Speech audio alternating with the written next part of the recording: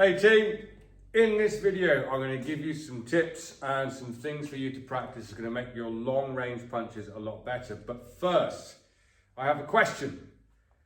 There's going to be two clips and I want you to tell me which one of these clips would you prefer me to punch you in the face with.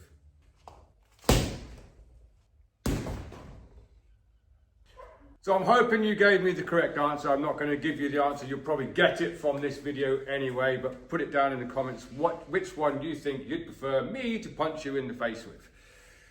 So, a big issue that I see with particularly beginner boxers, and to be fair, intermediates as well, particularly on punch bags, is we have this thing in our heads that the more this bag is moving, the better that I'm doing. Not necessarily true. Chances are you're probably doing your punches incorrectly and you've got your range wrong. But we have this thing where if I hit this bag, boom, and it moves, swings all over the place, I must have hit it really hard. No. I'm going to set you a challenge. Ideally, you want fast, snappy punches. Okay, fast, snappy punches. I'm not saying that you don't ever want to punch through the target before anyone jumps in the comments, because sometimes you do want that big shot. But a lot of your punches want to be fast and snappy. And there's a key to doing it. It is the 3 R's.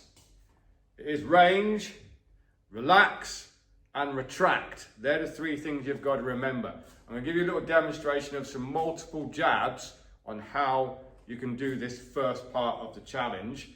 By all means, video yourself and see if you're doing it correctly. The bag will move, but what we're not looking for is massive movement. So here's what I mean.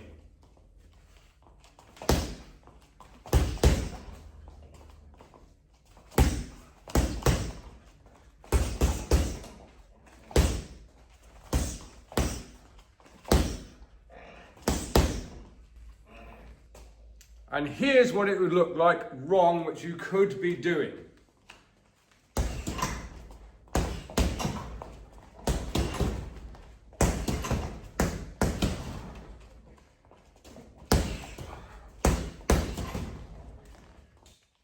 So first off, your range needs to be right. If I'm trying to throw a jab at this range, I'm not fully extended. Yes, if I push through, that would give me the full extension. However, on contact, I'm short. And then this becomes a push and you're probably going to lean, and fundamentally that's incorrect. If I'm making contact with my arm bent, so I'll do it orthodox for you. With my arm bent, you're going to get overhanded every single time. Someone will pick up on that. And your kinetic chain will be wrong. You're pushing the punch, therefore dragging yourself through the target.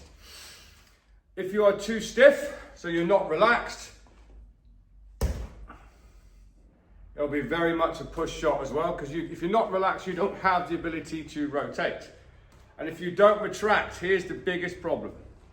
I need to get my hand back to my chin as quick, if not quicker, than the punch went out. So what I'm actually doing is I'm on the right range, I'm relaxed, my jab is going out, I'm making contact and retracting immediately. Now I'm not trying to pull my hand off of the bag. I don't mean I'm going like this. I'm making contact, but I'm getting the hand back as quick as I can as well. The bag will move a little tiny bit, don't get me wrong. But if I leave my hand out there and don't retract, so I'll do exactly the same speed, I just won't retract. I'll be relaxed. But to be uninitiated, you'd think that's a more powerful punch. Fundamentally, it's incorrect. So challenge 1, for you to get your punches snappy and quick, is to have your bag move minimally, if I said that correctly, with your jab. Set a round timer, get moving, work the body as well, and just...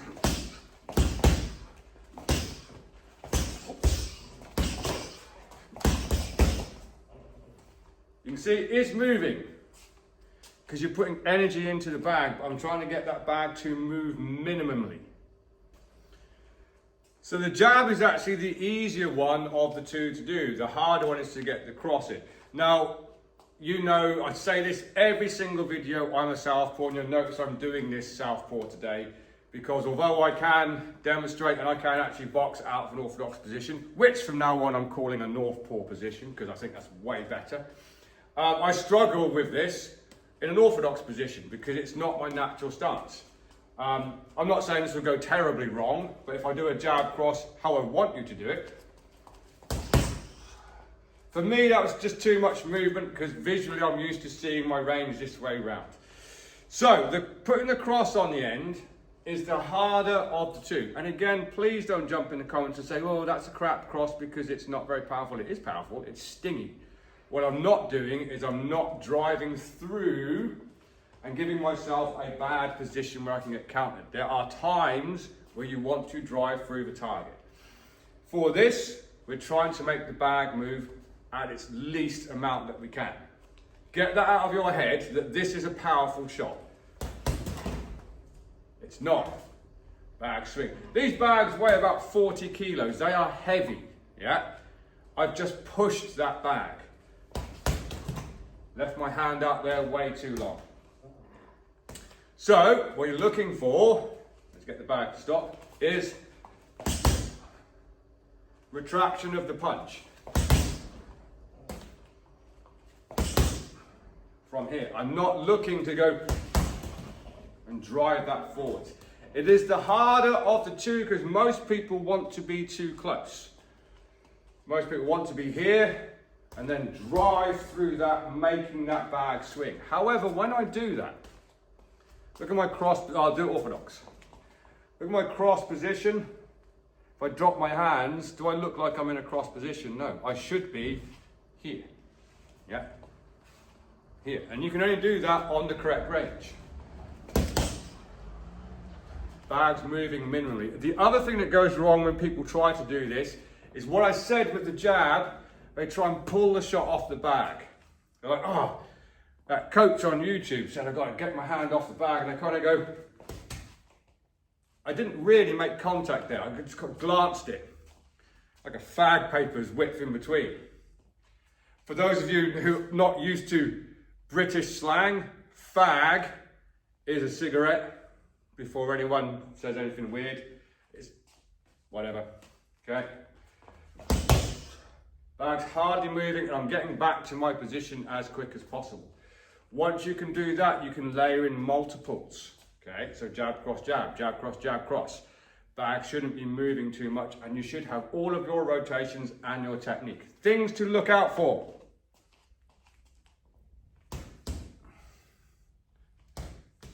Being too far, too close, and being too soft. The other thing about this, it's not this.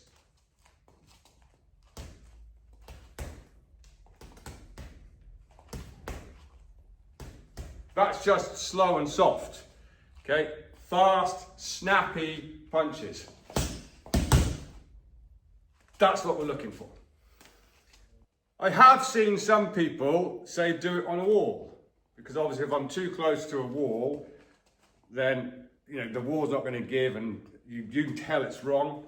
Would I advise you? I personally wouldn't, because if I do happen to get it wrong, I'm likely to damage myself. And I like training in little bag mitts, if I'm honest with you. I don't really like the big heavy sparring gloves for bag work. It doesn't give me a good feel back on what my punches, whether my punch is correct or anything.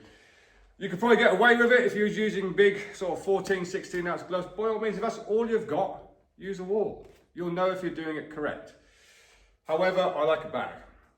My bags are quite close to the wall. There's just over a glove's width between the bag and the wall. So the way I look at it is if my bag hits the wall, I'm doing it wrong for this drill. If I want to do a big power shot, yes, I will drive through that bag and I will make that hit the wall 100%. So for me, if my bag hits the wall, I'm getting it wrong. If my bag's not hitting the wall, I'm doing okay. So it looks something like this if I had my jab and cross in there as well.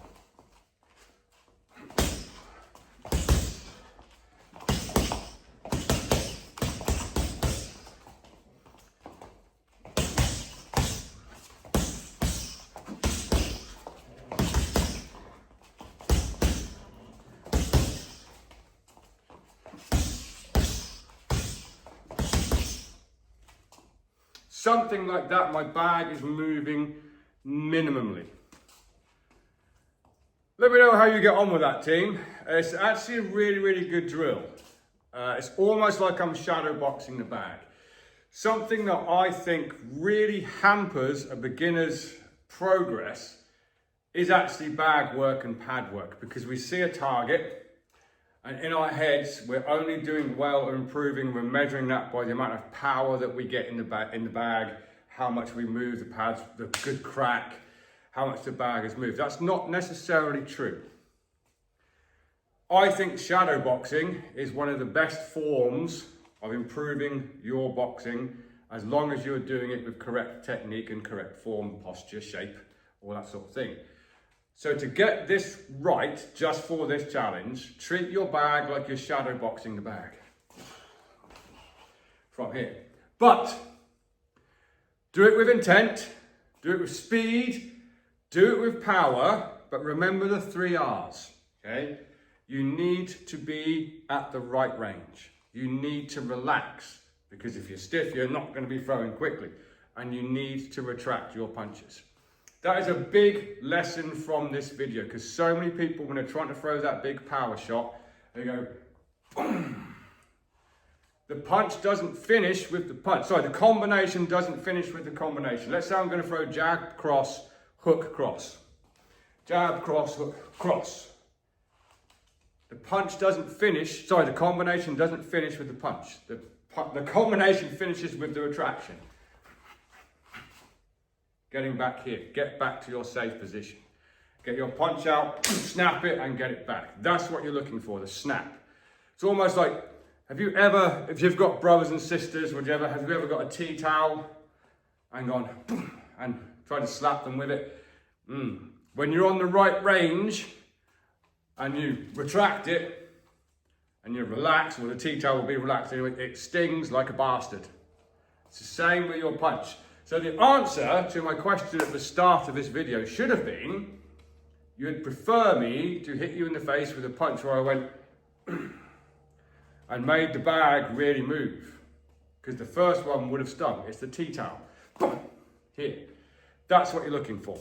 Let me know how you get on with it. Let me know if you found this interesting and that you think this is going to help you with your boxing. And if you do try it, please let me know how you get on and how it's helped improve you. Until next time, train hard, train safe, train intelligently as always, and I'll see you soon.